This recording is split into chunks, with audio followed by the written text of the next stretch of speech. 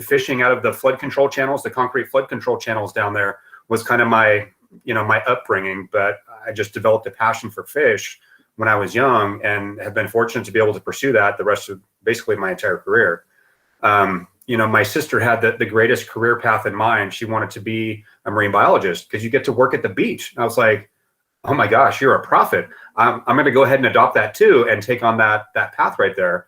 And so, basically through too many years in college, finally graduated from Cal Poly in 1999, but started volunteering with Central Coast Salmon Enhancement in 97. So, already starting to get my feet wet and get your hands dirty, kind of the Cal Poly motto of learn by doing. So, I really took that to heart and started with Central Coast Salmon Enhancement, which was just the most amazing opportunity because I was an actual marine biologist. I got to work at the beach, plus I got paid for it. So it was really cool. I did a little bit of independent consulting just to kind of see what that world looked like. And it was kind of scary. And then, was fortunate enough to get in with the city of San Luis Obispo about 15 years ago. And it's been an amazing journey. And I feel very fortunate to be in the position that I am, just to be able to help all the little critters that are out there in the environment. Next slide, please. Oh, now I'm having technical difficulties. Give me a second, Freddy. It's not letting me. Let's see. There we go. Perfect. So Central Coast Salmon Enhancement is a nonprofit organization founded on net pen rearing of Chinook salmon to bolster local populations. We typically did that every summer in Port San Luis. We would raise 70,000 king salmon when they're babies. And then in 2002, we doubled that operation to start raising 140,000 fish every year. The project ultimately ended in 2008, just with a couple of issues that we were seeing, fish straying into other watersheds. And, the genetic aspect of salmonids started to become a really big issue. So, that's kind of why it went by the wayside. But we were just an intermediate in the hatchery process. And then we would release the fish right into the ocean. And 2 to 5 years later, they would be available for commercial and recreational fishermen to catch. In 2000, we got involved in watershed management in Arroyo Grande Creek.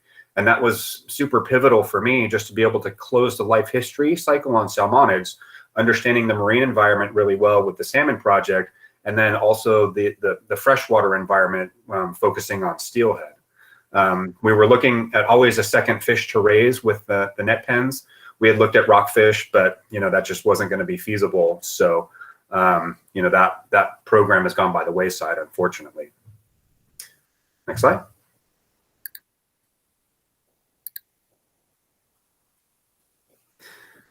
It's probably there we go.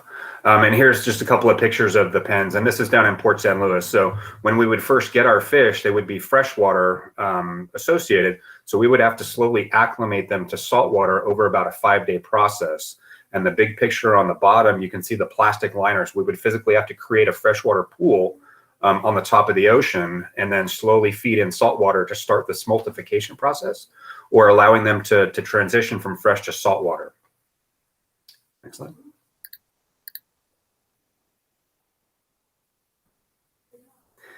And then we would sit at basically the backside of Port San Luis Harbor and raise the fish out there for about 3 months during the summer, and then let them go. And then, like I say, hope that they can survive in the ocean, then come back a couple years later for fishermen to be able to catch.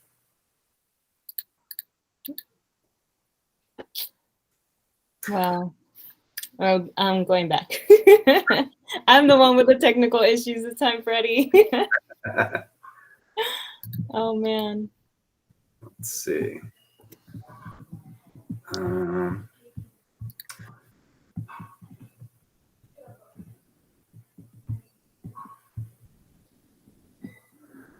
I can try to present from my end. Do you want to try? I can stop presenting and switch it over to you. Yeah, let me try that. Okay. Entire screen.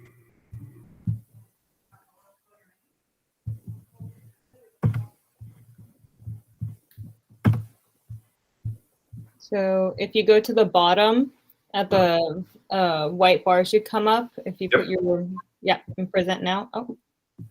Yeah, I'm just, let's see, Chrome wants to share the content. Can you guys see that? No. Guess not. Okay. Let's try. Didn't work either. Okay, let's cancel that. I moved some of my stuff around, so I think I can present it without any issues now. If that. Okay. I think it was conflicting because I have multiple tabs open. Let me just try this real quick. No, that's not coming up either. Yeah, if you can do that, let's try that. Sorry. No worries.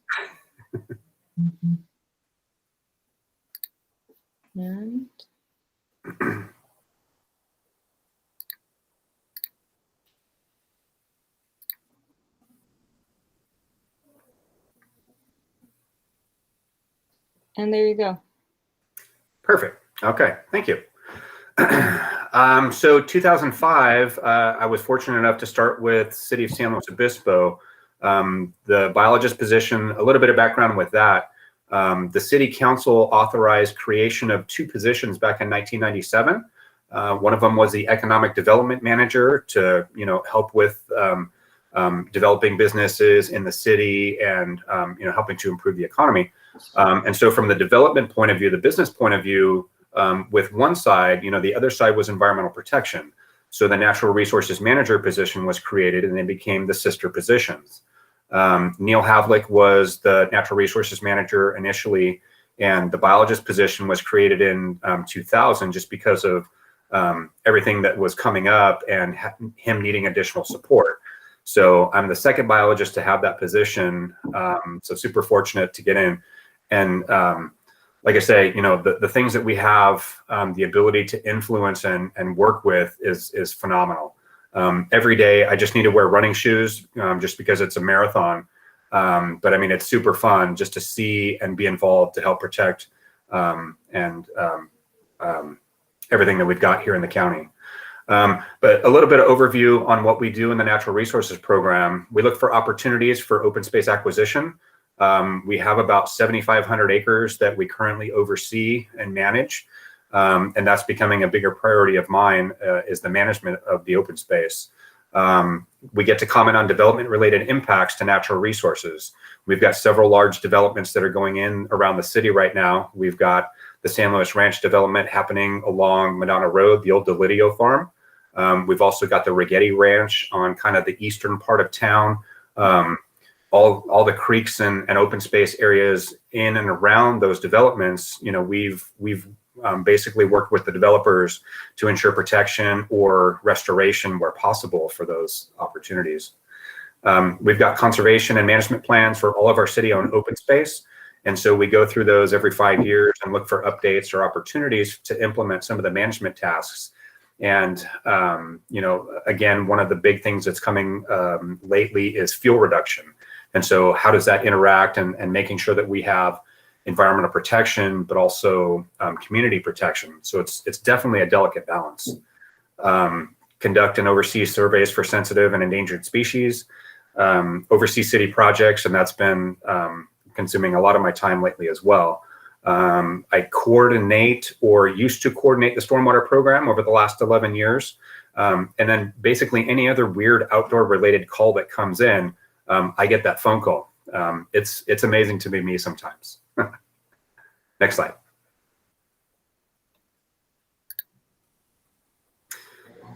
So one of the big things that we have in city open space is about 55 miles of trails.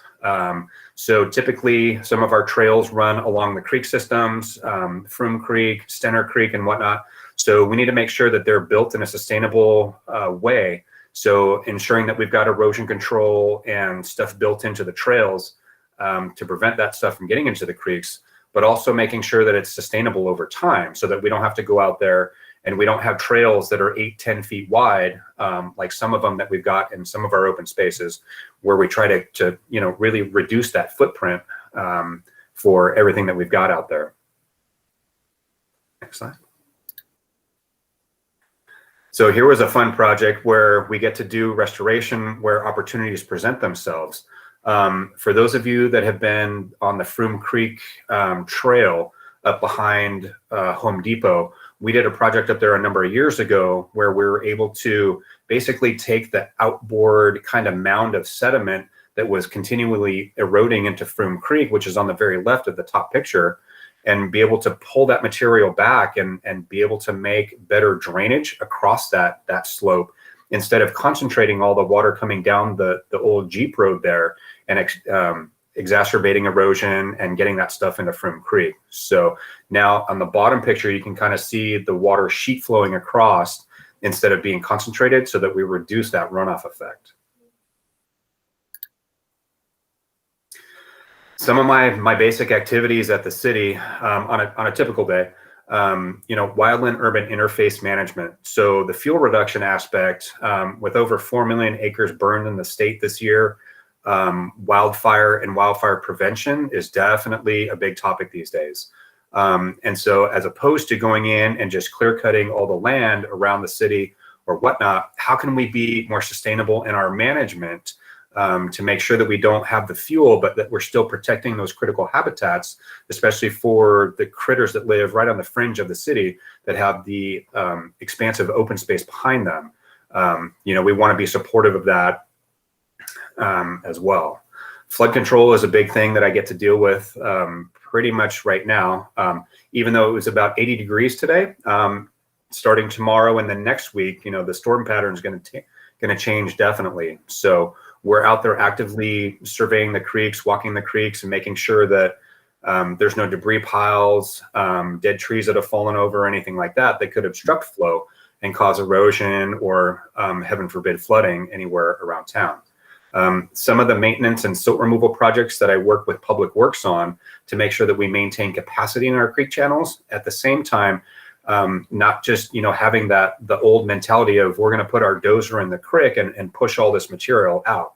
We want to be more sensitive and sustainable in our activities and track that over time as well. Environmental monitoring and surveys, so looking for threatened or endangered species. Fisheries is a big focus of mine as well. I'm on the board of directors for a statewide nonprofit organization called the Salmon Restoration Federation, and really bring a voice for Southern Steelhead because it's based out of Northern California, and they have a much different salmonid focus up there. And I always want to make sure that they remember, hey, there's still fish south of San Francisco, and I'm going to be here to speak for them wherever I can. Homeless services, it's very unfortunate with as many homeless people that we have out in the community. And, the creek system is typically a place where they start camping. And so the pollution, the trash, the tents and the sleeping bags that get caught up in the trees during big storm events, we're trying to figure out how to keep them out of the creek. And so, my involvement with a multi-department collection at the city is trying to bring, from the environmental point of view, some of the considerations, while we still look at, housing potential, working with 40 Prado to get these folks back into case management to hopefully get them back on their feet one day.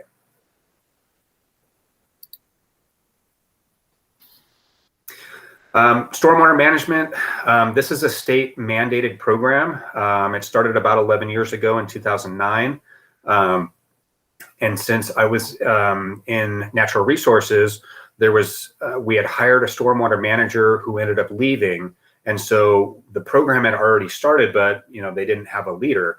So I was approached by our former assistant city manager and said, well, with water quality aspects and that kind of the collaboration that you can bring from administration to the rest of the city, that was something that they were looking at. So I basically became the coordinator of the stormwater management program. We've taken out just incredible amounts of trash and debris from the storm drain system. And that's something that people typically don't think about.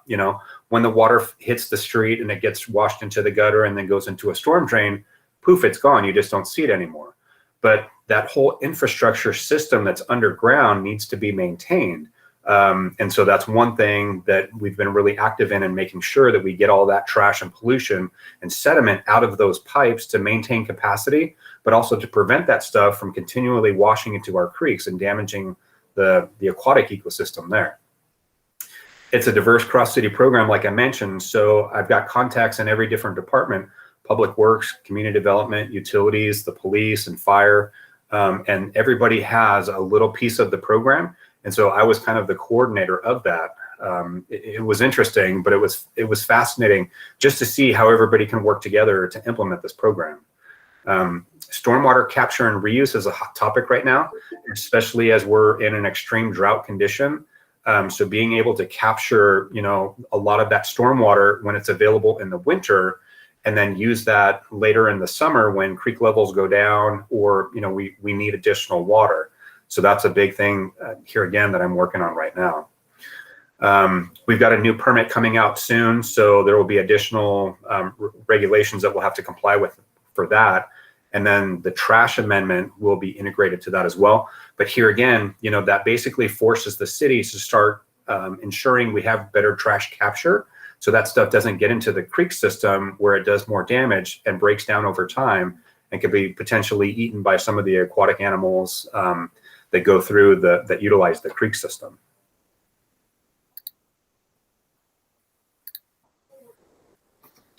And so here's just some of the infrastructure maintenance that we're doing for our stormwater program. This is a big vacuum basically, and we're vacuuming all the sediment and debris out of the storm drain system to make sure that it functions properly. And the graph down on the bottom is really hard to see, but that's 200 tons every year that we had taken out in the very beginning. Next slide.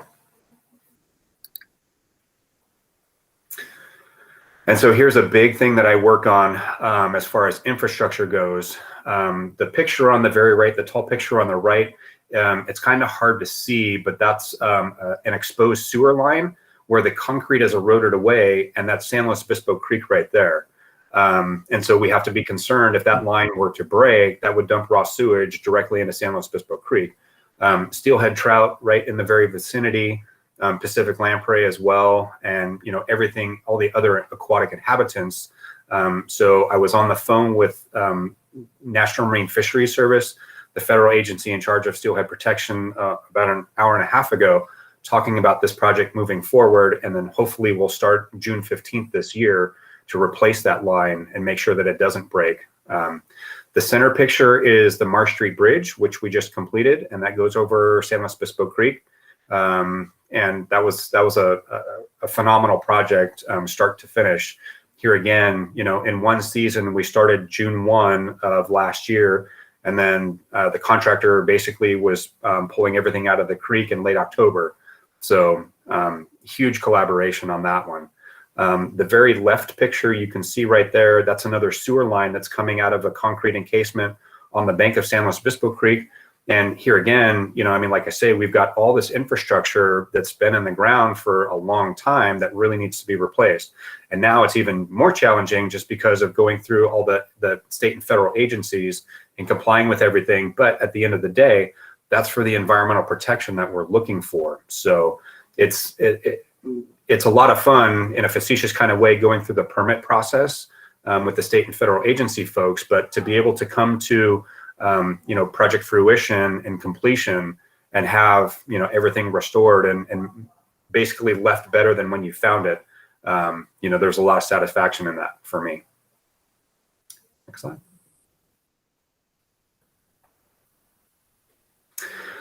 And so there's always upcoming project locations. We've identified 18 different locations around the city where we're going to be taking sediment out of the creek to maintain capacity. And so, having equipment in the creek channel and all the permit requirements, there's a lot going on with that. Habitat improvement, where we have those opportunities for sure. There's a huge department collaboration for I shouldn't say the sewer plant because it's the water resource recovery facility. We're trying to shy away from the sewer plant because there's no such thing as wastewater, especially here in California. We just need to reuse. what we've got. But also establishing baselines for future work. When we do our maintenance projects, keeping an ongoing record of that so that in the future we can see our conditions improving or getting worse, and then basically working back to the source of the problem and then address that.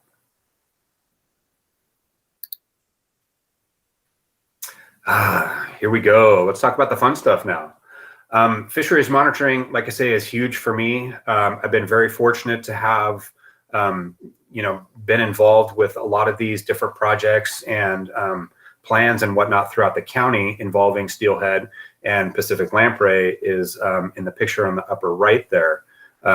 We have those in San Luis Obispo Creek. They're about 400 million years old. Not that guy specifically, but that species has been around for a really, really, really long time. And we have them in San Luis Obispo Creek. The amount of life in the creek is just phenomenal. And every time I'm out wandering around, doing surveys or just being involved in projects, I'm just amazed at the amount of life in the creek. So I work really well with California Department of Fish and Wildlife, and we're trying to build part of the coastal salmonid monitoring program. And that's basically looking at every aspect of salmonid life history. It would be steelhead for us down here. And where are the bottlenecks in reproduction and resiliency, and how can we affect change to make improvements to make sure that we don't lose these species? And that would be, kind of the foundation for a life cycle monitoring station, where we would look for adults. We would quantify juveniles in the watershed and also moving out to the ocean, while working on fish passage issues in the watershed as well, making sure that when we do have rain events where there's connectivity between the upper watershed and the lower watershed, getting the fish to the upper watershed where typically there's better habitat for spawning and reproductive success, so that the fish can actually get there. We're also conducting research with Pacific lamprey. I'm working with a master's student at Cal Poly right now, and Parker was looking at the utilization of Pacific lamprey to work on actually a stormwater regulatory issue, seeing if they would consume fecal coliform, which we have a source in Mission Plaza, and those fish are right there. And it's interesting to see the research and be involved with that while staying in compliance with a regulatory program. But also looking at recolonization data for Pacific lamprey. They blinked out for about 10 years and then they came back in 2017, and we'll talk about that in a little bit. And just annual steelhead monitoring, just to keep a pulse on the population. And if there's places where we see changes or decreases in the population throughout the watershed, okay, well, what's happening and how can we go fix that to make, like I say, to make sure that these fish are here.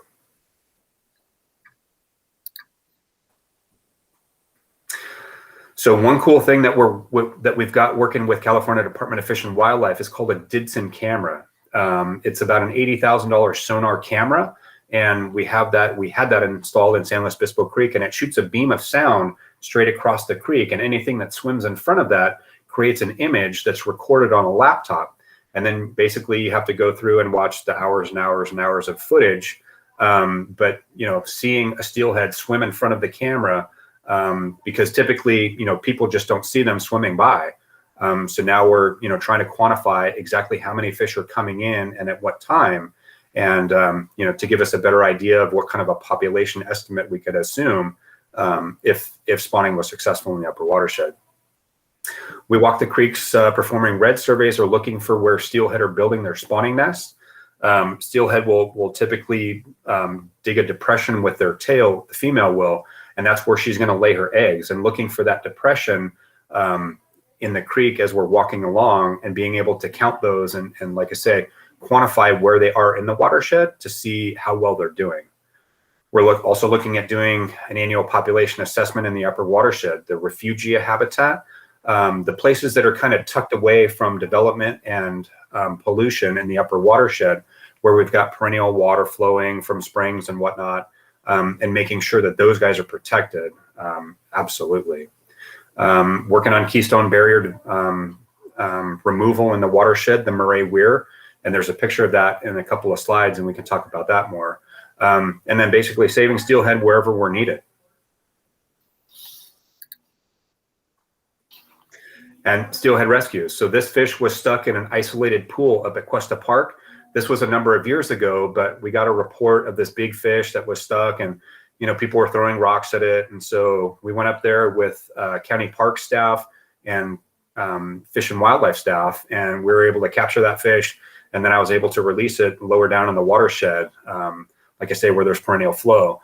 And just being able to be a part of that was just a phenomenal experience. And that's why I come to work every day, is to make sure that we can protect these fish. Pacific lamprey. Like I say, it's a fascinating fish to do research on, and just the history that they've got is amazing.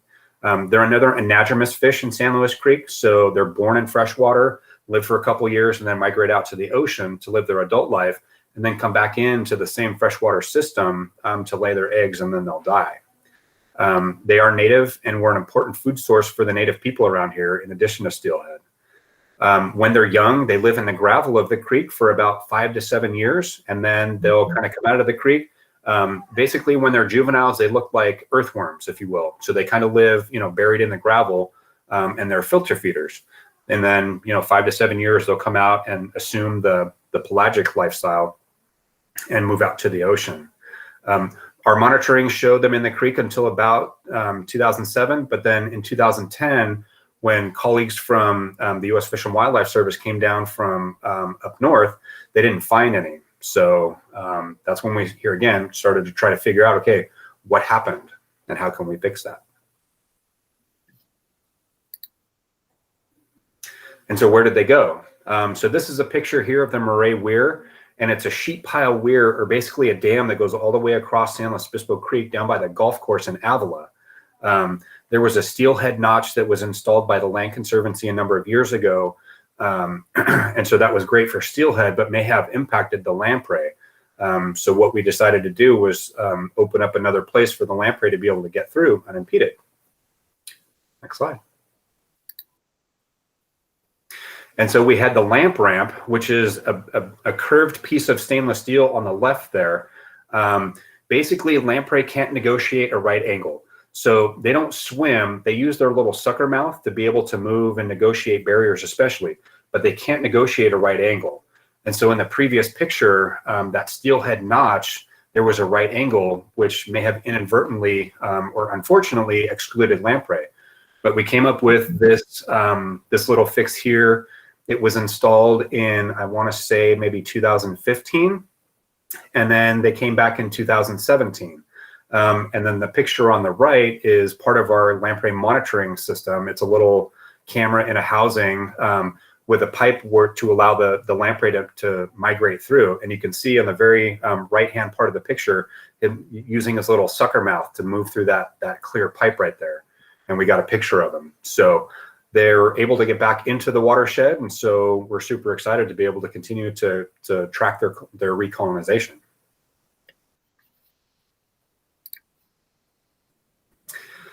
Plant and animal monitoring. So, outside of fishery stuff, there's still a lot going on around San Luis Obispo. The amount of natural resources that we have in and around the city is phenomenal. And like I say, I'm super stoked just to be a part of, the understanding and the protection of these things. We've got the Chorro Creek bog thistle, which is a federally endangered plant species, and it's only found in San Luis Obispo County.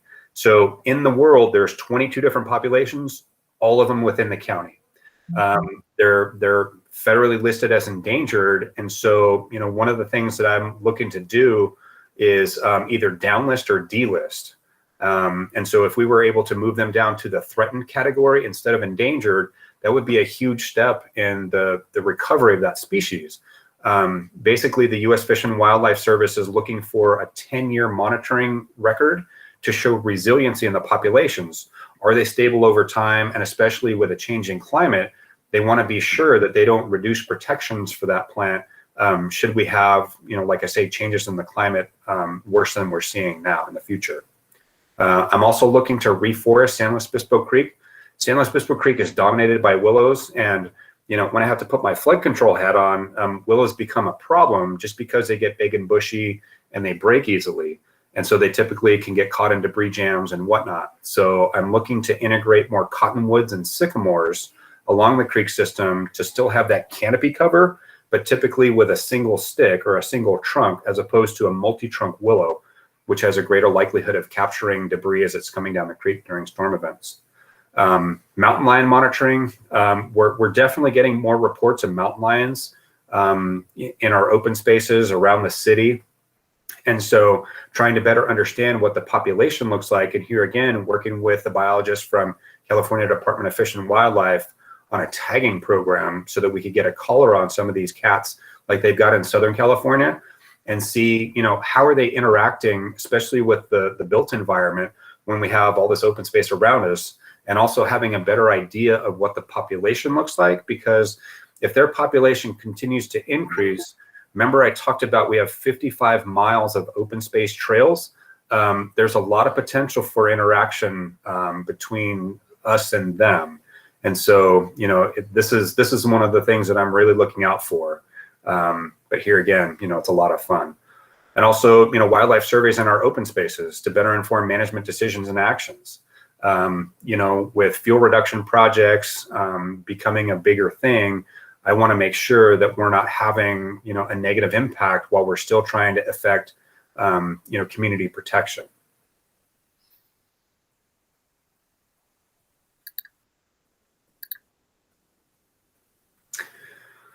My picture didn't come out very well, but you can see this is Chorro Creek bog thistle, and it just looks like a thistle. And people either typically dig them out or spray them with Roundup, but this guy's federally endangered, and there's 23 populations in the world, and they're all here in San Luis Obispo County.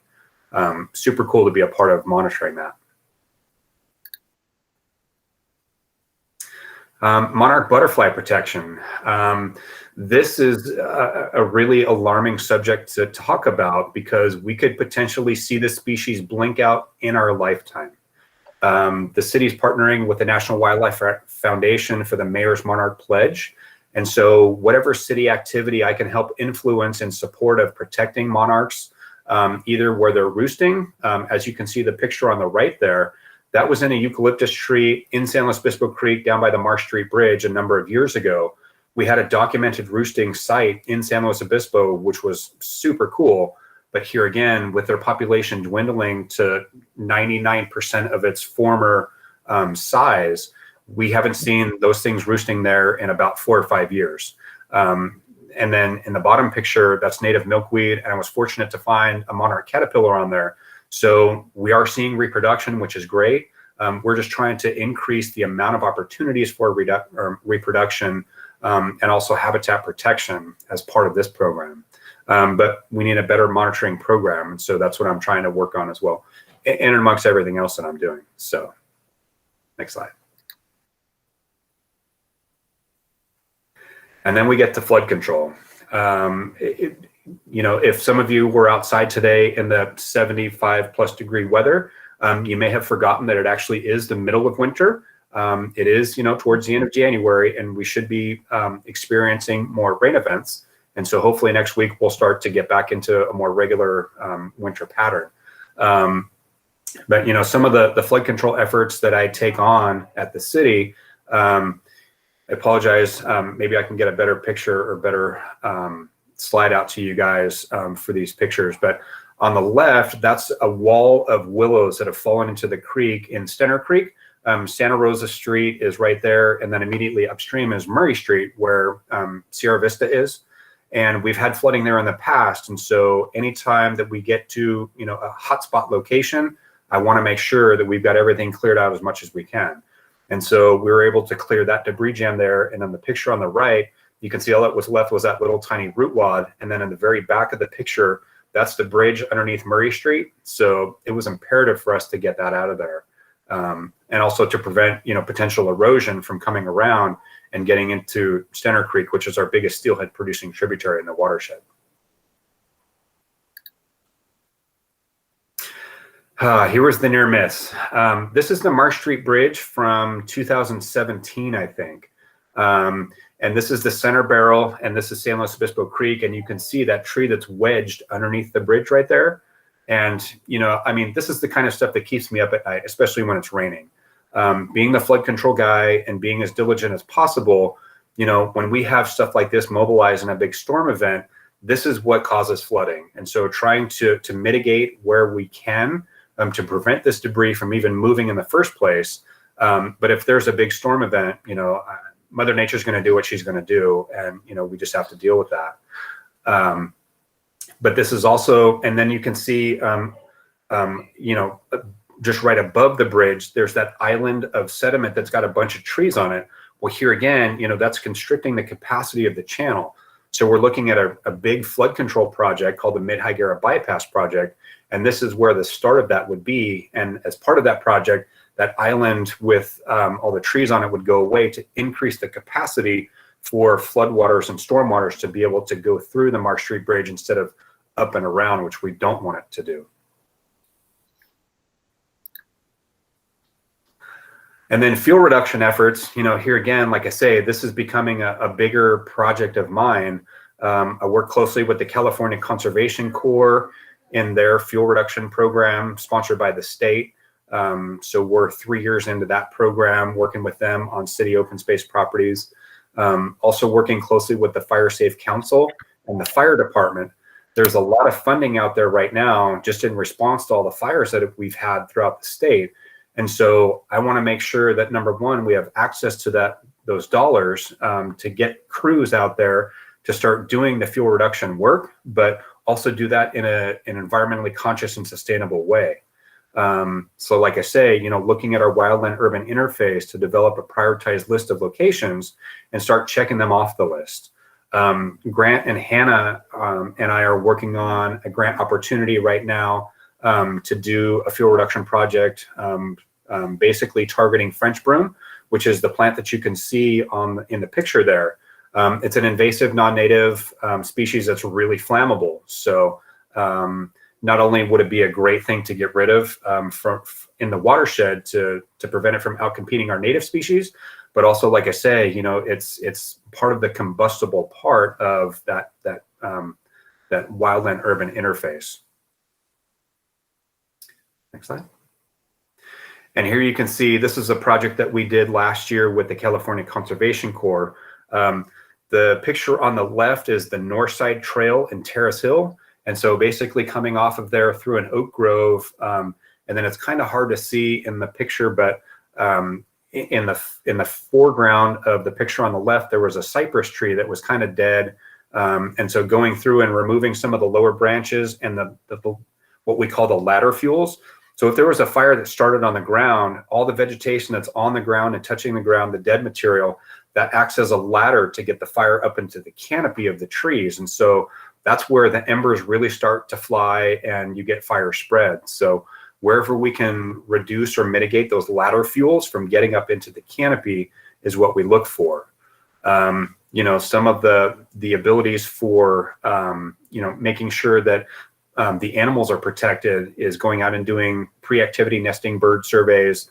So, not only does that help us comply with the project requirements, but it also gets me out in the field so that I get to do more monitoring for, some of the sensitive birds that we've got around the area too. So, there's definitely two different focuses for the same project, but at the end of the day, we're trying to do what we can to make sure that we are not having a negative impact on the environment. Next slide. And where to from here?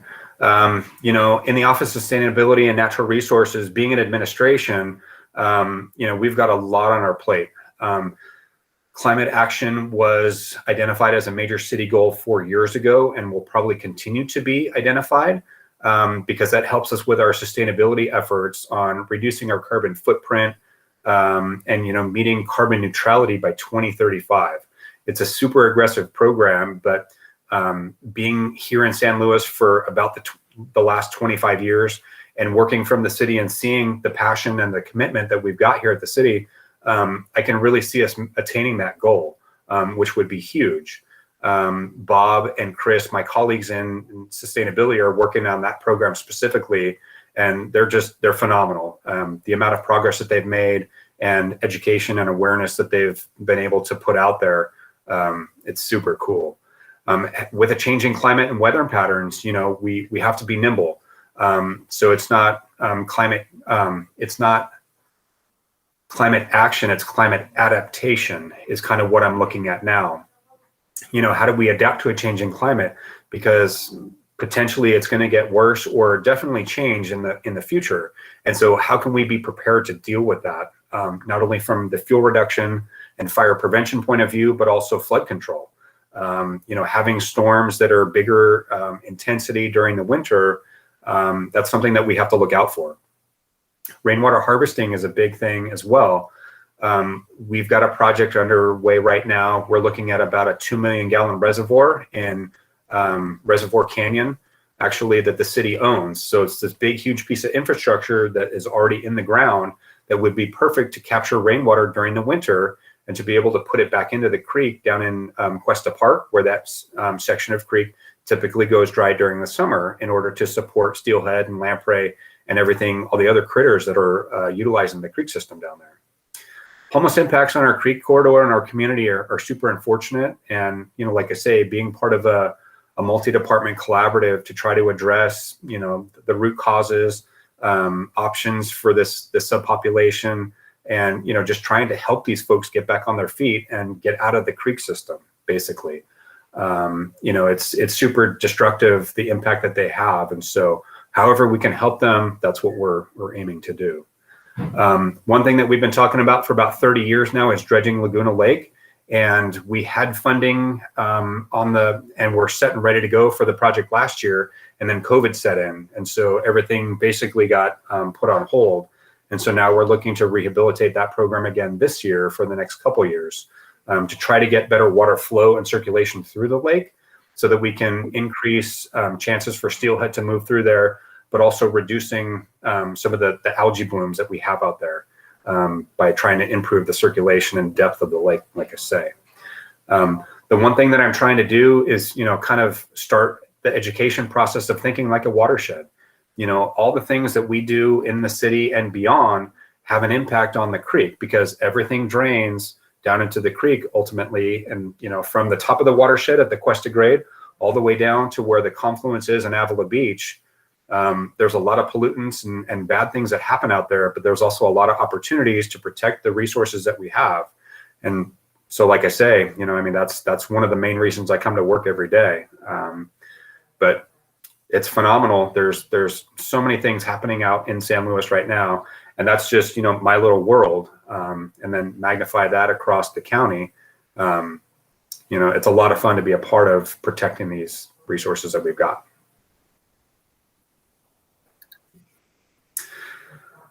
Contact information, but next slide. Questions? I'm not sure kind of what the forum is for that. Evelyn, if you take stuff off the chat or what, but. Yes, we have a list going on. So Perfect. I will start with the list. So the first question is, what is the source of fecal coliform in Mission Plaza? So there's about 500 pigeons that live in the tunnel that goes underneath San Luis Obispo. And if you don't know that the creek went underneath downtown, it's super creepy, but really cool to go on a tour of that. I've taken folks through there in the past, but you know, basically it's all the roosting places and alcoves that are available for the pigeons in the tunnel. It's a perfect protective habitat for them, but unfortunately, as they're roosting and pooping right in the creek, that moves right into Mission Plaza where we've got a spike of fecal coliform. So looking at wildlife control efforts is another thing that I work on, pigeons especially in the downtown core. Perfect. Next question is, do steelhead and the lampreys live in other areas in the county, such as in Morro Bay? Steelhead, yes. Lamprey, no. We're super fortunate. I think we're the furthest south drainage from Big Sur that actually has a sustainable population of lamprey. And I don't know why that is, but heck, you know, it's amazing to have that. working with some biologists from the U.S. Fish and Wildlife Service out of Arcata in Northern California. They've been doing surveys, like I say, for many years now. So from back in 2007 and 2010, they haven't found them in Chorro Creek or Arroyo Grande Creek or Pismo Creek or anywhere else like that. So for whatever reason, we've got lamprey. It's super cool to have them. Okay. And next question is, what's been your favorite city project to work on?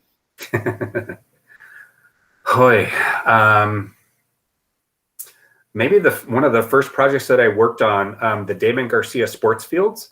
So on Broad Street, as you're headed out of town on Broad Street, we ended up purchasing a piece of pasture, and we're going to develop a sports complex out there.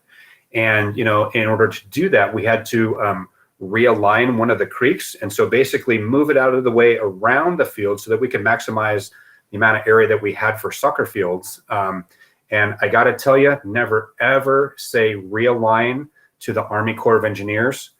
Oh my gosh. That project took me about 13 years to get final sign off on, just with the mitigation requirements. Just all we wanted to do was move the creek over a little bit. Yeah, never say realign. But it was super cool to take that pasture where basically it was grazed historically, so there was grass.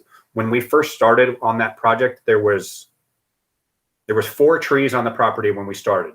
Only 3 of which were native, and 1 was a tree that was going to go away as part of a future road project. But if you guys go out there now and walk along the trail, you can see that there's just hundreds of trees, and to be able to basically recreate a riparian corridor along 2 creek systems, that was probably one of my favorite projects. But then there was the Coon Creek project. Yeah, I can go on for days. That sounds like an awesome project. I didn't know about that one. Yeah, I lost a lot of hair over that one. And the next question is, what's the benefit in downlisting a bog thistle to threatened, and other than to say the species is recovering? Because that's the whole point of recovery. The Endangered Species Act was created to not only protect, populations of plants and animals that were diminishing, but to bring them back. And so to be able to show and document that these populations are resilient over time, especially in a changing climate, and that, not only through the city's actions, but Camp San Luis Obispo, there's a population there, and then other private property owners that have populations on their property, and just to have to show that those populations are stable and hopefully increasing over time. Like I say, that's the whole goal of the Endangered Species Act, is to bring these species that are impacted back to more sustainable population levels. So if we could, that would be an amazing accomplishment, a la the condors, right? To be able to re-release them back into the wild after capturing every single one of them out of the wild and installing or starting the captive breeding program, and to be able to put them back out and see them survive in Big Sur, down in Ventura, that's a huge success story. And next question is, what has been the most expensive city project? That would be our water resource recovery facility, the sewer plant, but don't tell utilities that I said that. So our sewer plant is getting upgraded right now. The cost is about $111 million. And that seems really expensive. But when you think about, that facility is well over 70 or 80 years old. And so the improvements that can be made to the treatment process, and also the other ancillary benefits that we can see, is really why the cost is what it is. But also looking ahead to the future, and making sure that we've got the capacity, especially when these new developments come online, like San Luis Ranch over off of Madonna, Avila Ranch, which is another development off of Buckley, Rigetti Ranch, and having this increase in people flushing the toilet, if you will. We need to be able to be prepared for that so that we don't get overrun especially in a storm event, and have that pollution getting into the creek. At the same time, we're also going to be changing the disinfection process. Right now, we're using chlorine to basically kill all the bad stuff. But as that breaks down, there's increased ammonia and nitrates that are released and other bad things that go through the treatment process and get back out into San Luis Obispo Creek. So we're looking at integrating ultraviolet sterilization. So getting rid of the chlorine disinfection part of it altogether and having much cleaner effluent and much safer effluent through the use of ultraviolet sterilization. So that's the most expensive project that we're working on currently. But yeah, all kinds of good stuff out there. Okay, next one. So they caught on. Oh. You are doing so much. What can we do to help you? Let's see. That's challenging, especially in the new COVID world order. Pre-COVID, back March 18th of 2020, before the shelter at home order got put in, I would definitely get groups of folks together to go and either pull non-native species like French broom, take folks out to help with surveys to look for steelhead. So there's a lot of partnerships that are out there for sure. I guess if you're interested in helping out, let me put together a list of projects, because like I say, we have to keep our COVID mentality tuned in, and keeping distance and having our masks put on, to be in compliance with our health orders. So it's definitely going to be interesting as far as volunteer events, but that being said, I don't see why we couldn't do that. There's a lot of room to spread out an open space, and if we're out there, pulling non-natives or doing surveys, definitely there's enough room to do that. So I'll put together a couple of project ideas and get that to you, Evelyn, and then so whoever's interested, email Evelyn, and then, like I say, we'll get something together. Thanks, Freddie. And I will put in my email in the comment list, comments on the side, so if someone wants to reach out to me. And the next question is, what are some of the other aquatic critters in our creeks? So our 5 native species of fish are steelhead trout, Pacific lamprey, stickleback, speckled dace, and sculpin. So sculpin are kind of like the catfish of the creek. They're demersal fish. They live on the bottom and kind of swim around and live amongst the rocks. Stickleback and speckled dace are, they're the little guys typically that you'll see in Mission Plaza, kind of darting around here and there. Steelhead, you have to look for, they're sitting kind of down deeper in the creek, typically in the current. But we've also got southwestern pond turtle. That's a species that's protected by State Department of Fish and Wildlife as well. And, it's super cool just to be able to kind of walk along the creek, and you'll see this little guy sitting on a log, and as soon as he sees you, boom, he's just jumping into the creek, and, he's gone. But if you're quick and quiet, you can typically see those guys too. So what else do we have? Red-legged frogs.